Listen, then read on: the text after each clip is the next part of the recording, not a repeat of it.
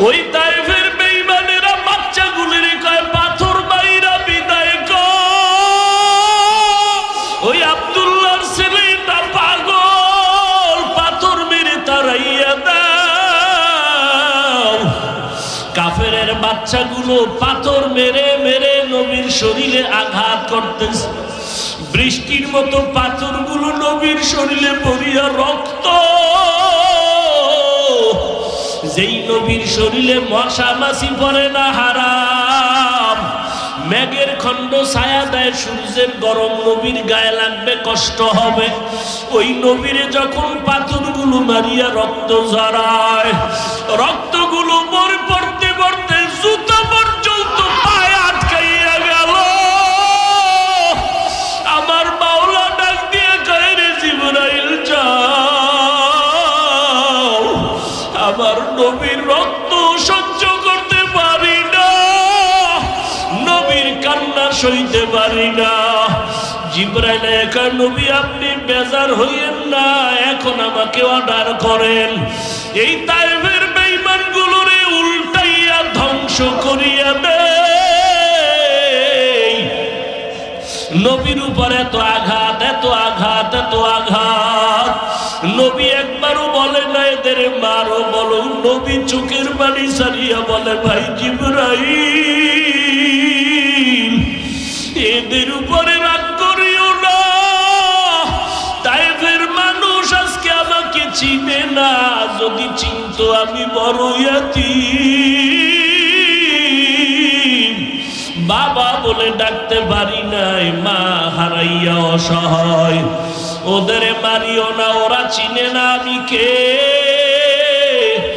একটা সময় যখন ওরা চিনবে, সেদিন ইসলামের বড় কাজে আসিয়া যাবে। আমার মায়ার নবী কাঁদেন আর বলেন, আল্লাহ, ওদের উপরে রাগ করিও না, তুমি তো আমাকে বানাইছো রাহমাতুল লিল আলামিন। ও নবীর আশিক উম্মতের দল, ওই নবীর মায়া যদি একবার অন্তরে ঢুকাইতে পারো, জীবনে ওই নবীর বিরুদ্ধে তুমি কোনো কাজ করতে পারবা না। আজকে কত নবীর আশিকরা পাগলের মতো হইয়া দৌড়ায়, মায়েরে গালি দিলে কিছু বলে না, বাবার বিরুদ্ধে বললে কিছু বলে না, কিন্তু নবীর ব্যাপারে উল্টা বললে বান্দা সইতে পারে না। জীবন দেওয়ার জন্য বান্দা ময়দানে হাজির হইয়া যায়। ও নবীর আশিক করে যুবক, স্কুলে পড়ো, কলেজে পড়ো, ইসলাম তোমারে বাধা দেয় না। চাকরি করো, ব্যবসা করো, বাধা নাই। ওখানে থাকিয়াই তুমি আমার মায়ার নবীর তরিকায় নামাজটা পড়িও, মা বাবার দোয়া নিয়ে সামনে আগাইও, ওলামায়ে কেরামের পরামর্শ নিয়ে চলিও। ওই মা বাবারে কষ্ট দিও না রে যুবক, ওলামায়ে কেরামদের সাথে বেয়াদবি করিয়া জীবনটা নষ্ট করিও না রে বাবা। ওই মা বাবার দোয়া ছাড়া সামনে আগাইতে পারবা না। আজকে তুমি টাকার মালিক, বাড়ি গাড়ির মালিক, ওই মা বাবার চোখের পানি ছাড়া হতে পারো নাই। এখানে এমন যুবক আছো, তোমার মা গ্রামের বাড়িতে, তুমি এখানে বন্ধু বান্ধব নিয়ে কত আরামে খাও আর ঘুমাও আর আড্ডা দাও। জানো না তোমার মা ঘুমাইতে পারে না, সন্তানের চিন্তায় বিভোর। তুমি এখানে কত আরামে খাও আর ঘুমাও, মা ঘরের ভেতরে আরামে খানা খাইতে পারে না। এখানে যারা আছো, এমনও বান্দা আছো যার মা দুনিয়ায় নাই, যার বাবা দুনিয়াতে নাই। ওই মা বাবারে কবরে রাইখা কেমনে আরামে ঘুমাও রে নিষ্ঠুর সন্তান। একবারও কি অন্তরে মায়া আসে না রে বাবা?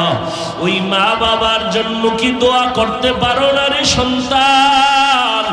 যারা মা বাবারে কষ্ট দিয়া চোখের পানি ফালাইছো, ওই মা বাবার কাছে গিয়া দোয়া চাইও। মা যদি মাথায় হাত দিয়া দোয়া করে কপাল খুলিয়া যাবে।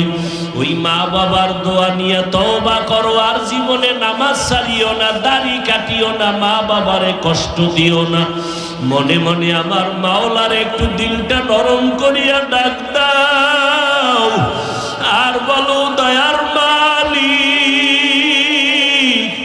এই ময়দানে আমার মতো গুনাহগার কেউ নাই। জীবনটা গুনার কারণে মুফাসসিরিনে কেরাম জবাব দিয়েছেন, আল্লাহ তাআলা দুনিয়ার সব আখিরাতের লাইনে যারা বাহাদুরি করে তাদেরকে আলিফ লাম মিম দিয়া বাহাদুরি বন্ধ করেছেন। যারা মনে মনে ভাবো আমার মতো বক্তা বাংলাদেশে আর কেউ নাই, বড় মুফতি কেউ নাই, বড় ডাক্তার কেউ নাই, বড় প্রিন্সিপাল কেউ নাই, বড় মুহাদ্দিস কেউ নাই, আল্লাহ বলেন বান্দা তুমি এত জানো, এত জানো, এত অহংকার। কোরআন শরীফের দরজায় আলিফ লাম মিম লাগায় দিলাম। কোরআন এক জ্ঞানের বড় ভান্ডার, জ্ঞানের এক মহাসমুদ্র। এই জ্ঞানের ভান্ডারের দরজার ভিতরে আমি আলিফ লাম মিম লাগায় দিলাম। তোমার এত জ্ঞানের আলো, তোমার এত ইলম, তুমি এত জানো, এত জানো, এত জানো। কোরআনের ভিতরে ঢোকার আগে দরজার ভিতরে যে আলিফ লাম মিম লাগায় দিলাম, এগুলোর ব্যাখ্যা করো। এখানে আইসা সব জাননেওয়ালারা বলে আলিফ লাম মিমের অর্থ জানি না, আল্লাহ ভালো জানেন। আল্লাহ কয় যদি এইটাই কও তাহলে ভিতরের অহংকার দূর কর। আল্লাহ আমি কিছুই জানি না, আমার কিছুই নাই। আমারে মানুষ মুফতি বলে, আসলে আমার মধ্যে কিছু নাই। মানুষ আমাকে বড় বক্তা বলে, আসলে আমার মধ্যে বড়ত্বের কিছু নাই। আমারে যদি বড় বলে তাহলে সাহাবায়ে কেরামদেরকে কত বড় বলবে, যারা ইচ্ছা করে গুনাহ করেন নাই।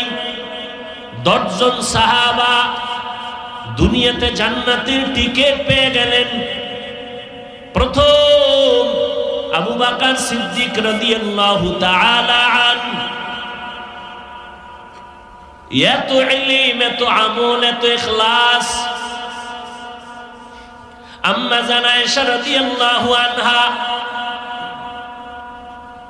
নবীজির স্ত্রী, 18 বছর বয়স যখন হয়, আম্মা জানের 18 বছর বয়সে নবী দুনিয়া থেকে বিদায় হয়ে গেলেন।